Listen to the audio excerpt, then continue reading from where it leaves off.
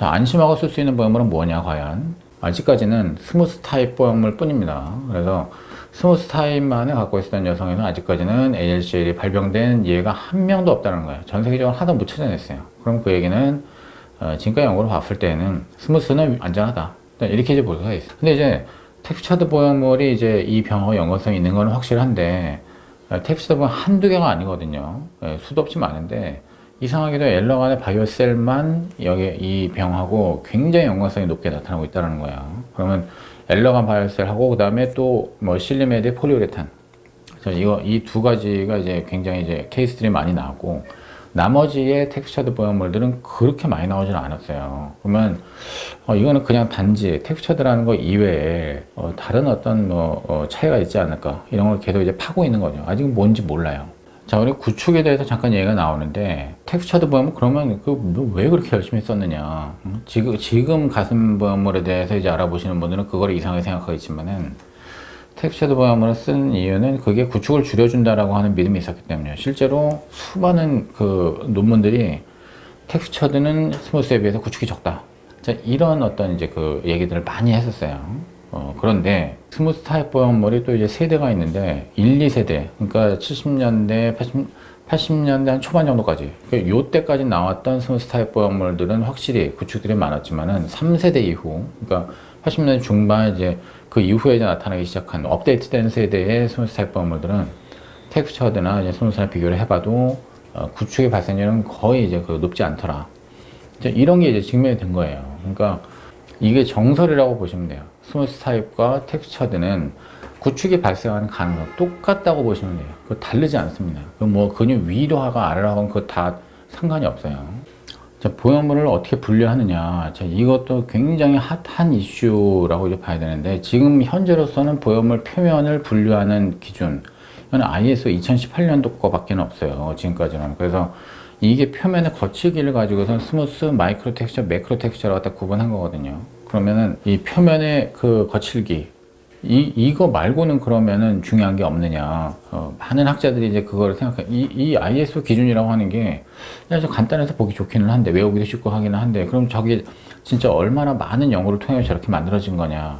그거는 좀 아니에요. 상당히 이거는 편의적으로 만들어진 기준이에요. 그래서 자, 표면 거칠기만이 중요한 건 아니다. 그거 이외에 그거를 넘어서는 어떤 다른 분류 기준이 분명히 있고, 있는데 우리가 찾아내지 못하고 있는 것 뿐이라는 거죠. 그래서 대표적으로 이제 영국에서 이제 생산하는 나고라는 회사가 있어요. 나고라는 우리나라에는 안 들어왔었는데, 나고르 회사에서 나고 텍스처라고 하는 이제 그런 텍스처드 보형물을 만들었는데, 이거는 엘러간 바이오셀보다 더 거칠어요. 그러니까 표면 거칠기가 더 높은데도 불구하고, 이상하게도 그 영국 같은 데서 술한 사람들 되게 많았거든요. 거기에서 ALCL 발생한 사람들이 별로 없었던 거죠. 그러면 이거는 표면 거칠기가 엘러간보다 더 높으면 더 많이 나와야 되는데 오히려 훨씬 적게 나왔단 말이죠. 뭔가 이상하다라는 거야.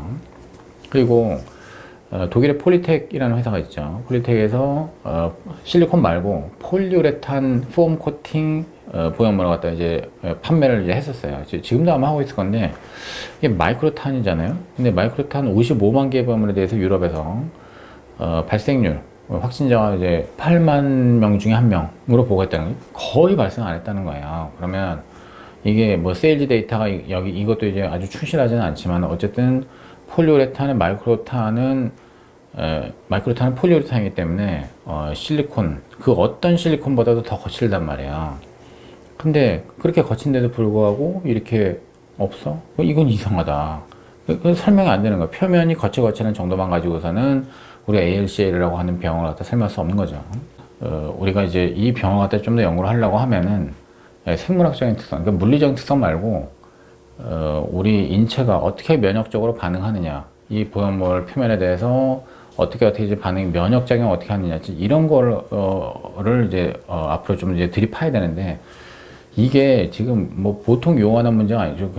인간의 면역 반응이라고 하는 건 무지무지하게 복잡해요. 사실은 우리 아직 몰라요. 인체에 대해서 의사들도 인체에 어떤 뭔가 우리가 모르는 그런 면역 반응이 일어나면서 ALCL이 촉발된다라고 우리 얘기를 할 수밖에 없는, 사실은 이제 그런 상황인 거예요. 그리고 바로 이런 의미에서 매크로, 마이크로, 뭐 나노, 이런 거는 표면 거칠기만 가지고도 지금 얘기하는 거잖아요. 그거 갖고서 지금 얘기를 한다고 하는 건 진짜 의미가 없다. 지금까지 계속 그것만 가지고 들이팠었는데, 우리가 생각할 때 이제 그것이 이 병의 원인하고는 조금 좀 떨어진 문제, 물론 하나의 요인이 될 수는 있겠죠. 근데 그건 결정적인 어떤 원인이라고 할 수 없다는 거예요. 한동안 이제 2018년 19년 이때쯤 해가지고서는 피막에 이제 오염된 어떤 균들이 이제 ALCL이 원인이 된다는 가설들이 이제 많이 나왔어요. 거의 그게 확정되는 것처럼 이제 워낙 논문이 많이 나왔으니까 그렇게 됐었는데, 요즘 들어가지고는 진짜 그것도 아닌 것 같다.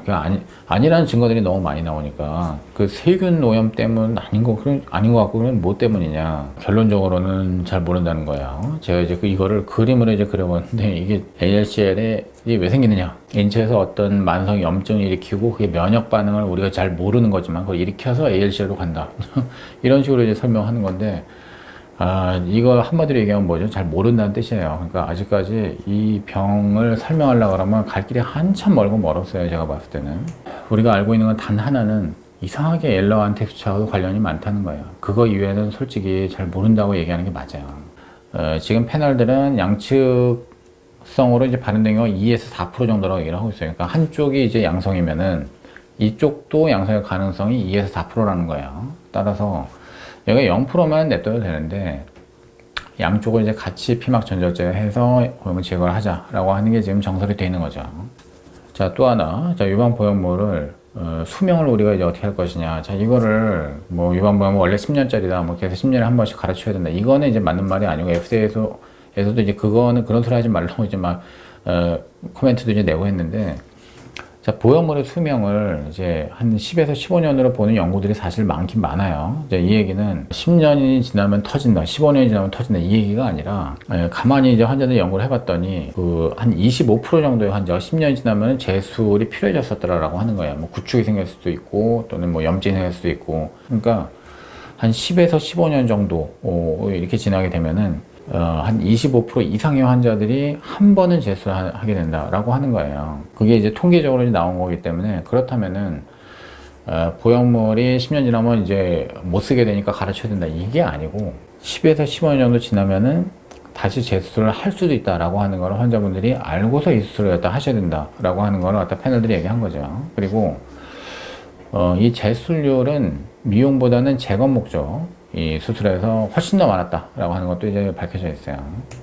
그리고 마이크로 텍스처라고 하는 이제 제품들 있잖아요. 자, 완전히 아무것도 없는 민자가 스무스고 모톨도톨한 게 텍스처 되잖아요. 그러니까 그 중간에 살짝 이제 엠보싱처럼 그렇게 이제 들어가 있는 게 마이크로 텍스처인데, 이 마이크로 텍스처들을 ALCL하고의 어떤 연관성, 이거는 아직까지 연구가 안 돼 있어요. 그래서 여기에 대해서 환자들한테 ALCL에 대한 어떤 경고를 알리는 문구 같은 것들, 이런 캠페인들, 이런 것들이 좀 필요하다. 이걸 또 이제 패널들이 동의를 한 거죠.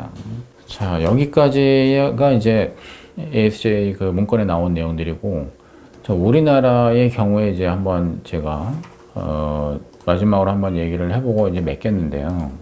FDA에서 이 실리콘 보형물을 갖다가 이제 모라토리움, 그 사용 정지를 시킨 게 1994년이었단 말이에요. 자, 1994년에는 우리나라에서 유방수를 하는 사람들 숫자가 굉장히 적었어요. 근데 언제 늘어나느냐? FDA에서 이 모라토리움을 풀고 14년 만에 실리콘 보형물을 승인했단 말이에요. 그러면서 코이시브 젤이 자유롭게 이제 유통이 되기 시작하게 되니까 우리나라에서 2006년도서부터 가슴술에 대한 수요가 굉장히 급증을 했어요. 그래서 우리나라의 가슴술을 언제서부터 많이 하게 되느냐? 2006년도, 2007년도서부터 급격하게 상승했어요. 2007년에서 한 2012년도까지는 멘토하고 엘러간밖에 없어요. 멘토랑 엘러간만이 FDA를 갖고 있었기 때문에 그 두 가지 제품의 스무스와 텍스처를 다 포함해가지고 많이 이제 들어갔고 수많은 환자들이 수술했죠. 그러다가 2012년이 돼가지고 어떤 일이 생기느냐 하면은 식약처에서 갑자기 이건 FDA 승인 받은 적도 없는 물방울 타입 보형물을 갖다가 승인해버린 거예요. 전면적으로. 그러면서 2012년도서부터 해가지고 물방울 하면서 이제 또 어떤 그 유방 보형물에 대한 어떤 수요가 엄청나게 증가했어요. 그래서 2010년부터 2016년도까지 이때는 텍스처드 보형물에 대한 어떤 수술이 굉장히 많아졌었던 거죠. 그래서 제가 생각할 때 엘러간 텍스처로 이제 수술 받은 환자들 국내에서 가장 많았었던 이제 시기는 2007년서부터 2016년까지다.